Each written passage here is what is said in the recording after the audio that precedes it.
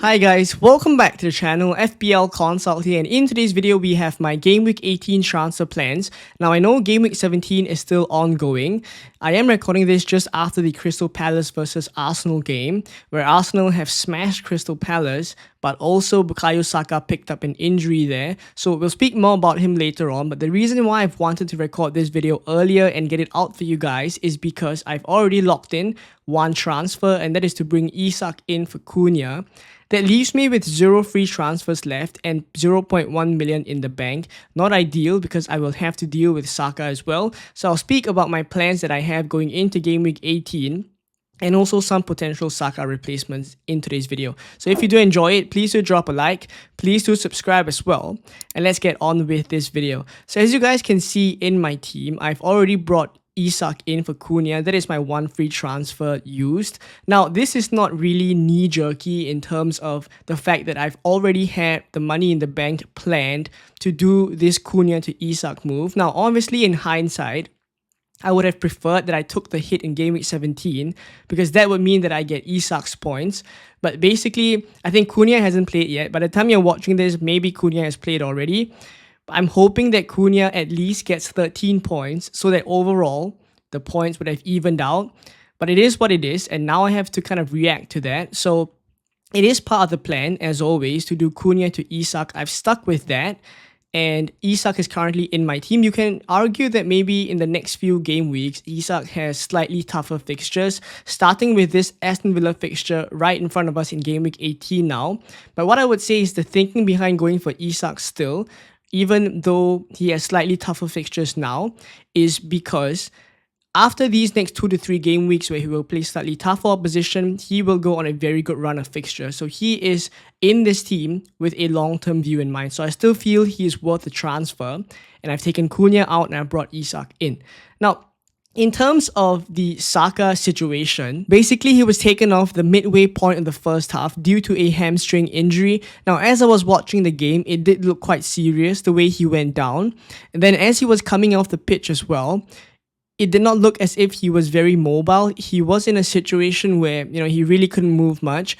And thereafter, after the game, the clips were circulating of Saka leaving the Crystal Palace grounds on crutches. So I think it does look very serious. And in terms of hamstring injury wise, we're looking kind of upwards from 2 weeks. I mean, I'm no physio, I'm not an expert, but usually we see this kind of a time frame typically. So if that's the case, Saka could be missing for a good number of game weeks. I think at least 3 to 5 game weeks, because now is the festive period and fixtures are coming thick and fast. Him being out even for 2 weeks could mean that he misses a significant chunk of games. So he's definitely a priority transfer out. And I think in terms of who to replace Saka with, I will discuss that in the next section. But aside from that, aside from Saka and also Isak that I just brought in, the rest of my team, I think, is pretty much status quo. Verbruggen, unfortunately, I don't have transfers to deal with him. And Brentford at home, technically, it's not supposed to be a difficult fixture. But looking at the way that Brighton are playing right now, I just don't think that clean sheets are likely for them, but it is what it is. In defense, I have double Arsenal playing Ipswich at home. Happy enough with that. Rico Lewis playing Everton at home. Now, he's only in here because Robinson has Chelsea away. So Robinson drops down to the bench. I mean, by no means is Rico Lewis minutes guaranteed, but I think it's quite likely he plays these Everton game, simply because yesterday against Aston Villa when Kyle Walker came on, it did look as if Man City lost even more control of the game. So it points to me even now that I think if I could see it, and many people also pointing to the fact that Kyle Walker is just simply not up to scratch at the moment, I think it's likely that Lewis is still first choice, and he's also playing in a different kind of role where he's in the pivot. So I do think like Rico Lewis would still start this Everton game. Not that I think Man City are going to keep a clean sheet, but at least that's a decent enough fixture at home for him. And then in midfield, aside from Saka, there's Ahmad with Wolves away, Salah, Leicester at home, and Palmer is Fulham at home. Up front, aside from Isak, there's Jackson against Fulham and João Pedro against Brentford. Now, João Pedro has been very disappointing, but again, the fixture is just there, and you look at the way Brentford are defending, you kind of back Brighton to score. So that's a game where I kind of don't really know what to expect because Brighton not playing well. Brentford at the same time are also leaking a lot of goals. Maybe we see some goals for João Pedro finally. If not, I think he could be someone that I transfer out as well. He has been kind of testing my patience a little bit. So João Pedro, Jackson, Isak are my front three. In terms of the bench, it's Flecken on the bench, Rogers, as I mentioned just now, and then Robinson and Greaves as well. Now, if not, let's take a look now at the next section where I intend to do a bit of transfer tinkering to share with you guys my first thoughts in terms of Saka replacements. So this is my team on the Fantasy Football Hub Transfer Planner. Now, as I've mentioned, I've already done Cunha out for Isak last night before the price rise for Isak. So I do have 0.1 million left in the bank. Now, in terms of more transfers that I need to make, it's definitely this Saka replacement that I need to look for. It's potentially going to be for a hit because I have no more free transfers remaining, but it's definitely a position I need to fill. And I mean, you could argue that I could start Rogers instead, but Newcastle away I don't think is a really good fixture for me to be comfortable playing Rogers. And I have loads of money in Saka that I think I don't mind taking out as well. So I look at the Arsenal fixtures, and I think Ipswich at home, Brentford away, Brighton away are still very good fixtures from an attacking perspective. Ipswich just leaked 4 goals to Newcastle, Brentford conceding the whole season, and then Brighton are going through a patch where they're also losing quite a number of games. So I do think like from an attacking perspective, the fixtures are still there. And in terms of staying with an Arsenal attacker, I could go for Odegaard. He's really the only Arsenal replacement that I'm looking for in terms of a Saka replacement. Now, when I consider Odegaard, firstly, he's very nailed. He's going to start every single game. He gets a good chunk of minutes as well. And he's more of a creative spark for Arsenal. I know his goal threat is definitely nothing compared to Saka. But what does it for me, or what may push me to go for Odegaard at the end of the day, could be the penalties that he's on now that Saka is out, right? The moment we see Saka being out of the squad, it's likely that Odegaard is going to assume the penalty duties. And with that being the case, then I think projections-wise are going to be pretty high for Odegaard. So I do like at 8.3 million that I'm able to still cover the Arsenal fixtures and also get a piece of the Arsenal attack, but also at the same time get a penalty taker for Arsenal. So I do think like this could be a very probable move that I go for. If I go away from Arsenal replacements, I think there are a couple that I'm looking at. So Bruno Fernandes, you could argue that from game week 18, Wolves away is a pretty decent fixture, but after that it's Newcastle at home and Liverpool away, right? So it's not technically a very easy run for him over the next 3. Southampton in game week 21 is alright. I mean, after the Liverpool game, to be honest, like I think the Manchester United fixtures are decent enough. But I just do think like if I bring him in now in game week 18, from game week 19 and game week 20, I don't think I'd be super happy playing Bruno Fernandes. Also, bearing in mind the fact that I already have Ahmad, so I cover a bit of the Manchester United attack already. Do I want to be doubled up on them? And the role that Bruno Fernandes plays is also slightly different now. So I don't think Bruno Fernandes is a key player that I'd be looking to bring in, but he's one of those that I cross my mind. Now, in terms of other replacements at that kind of price point, there's also Son Heung-min.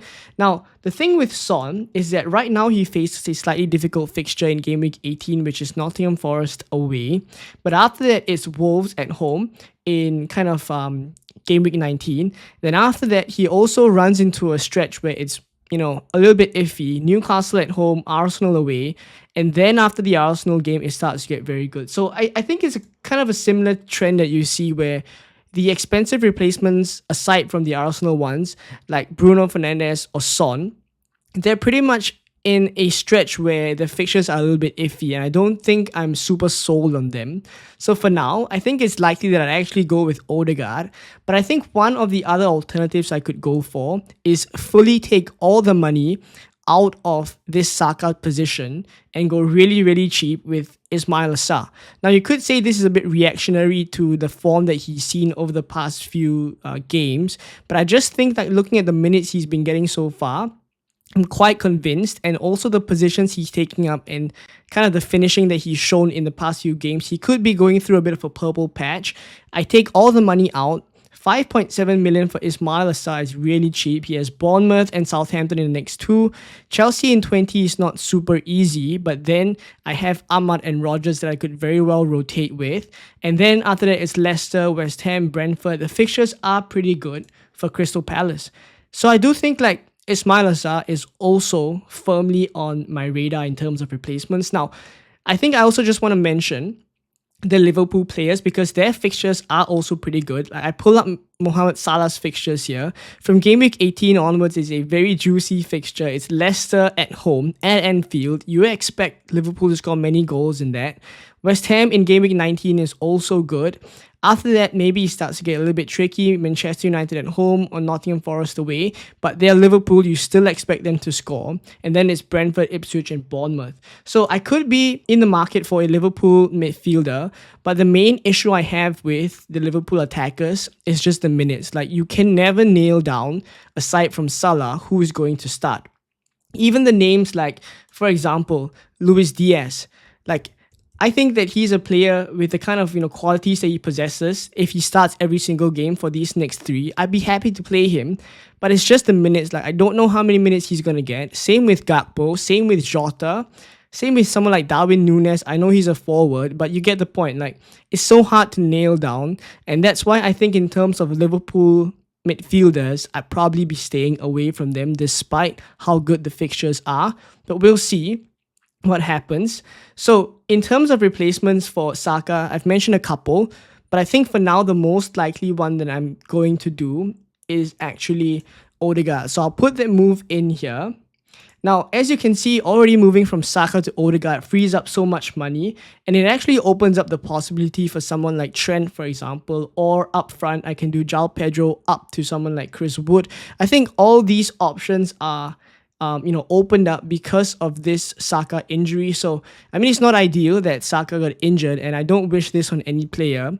But I think now is a point in time where, because a lot of us started to move towards the Salah, Saka, and Palmer midfield, that now things are going to change. We're going to see a little bit more difference in terms of the, I guess you can say, template.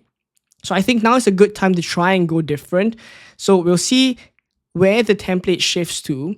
But for now, I'm kind of leaning towards Odegaard, but the other players that I did mention just now, specifically also Ismail Assar, is really, really on my radar. So let me know what you guys think in terms of Saka replacements, where you are likely to go, and what transfers you're thinking of making as well. Let me know in the comments down below. If not, I hope you guys enjoyed today's video. If you did, please do drop a like. Please do subscribe as well. Game Week 17 is still ongoing, so hopefully Cunha does something for me. And Robinson as well, who I brought in for Aina, does something because Aina has currently gone on a 15-point haul. So we'll see what happens. I hope you guys get green arrows. Merry Christmas as well. This is the festive period, so I hope you guys have a really good time with all your friends and families. And I will catch you guys in the next video for Game Week 18. Bye-bye.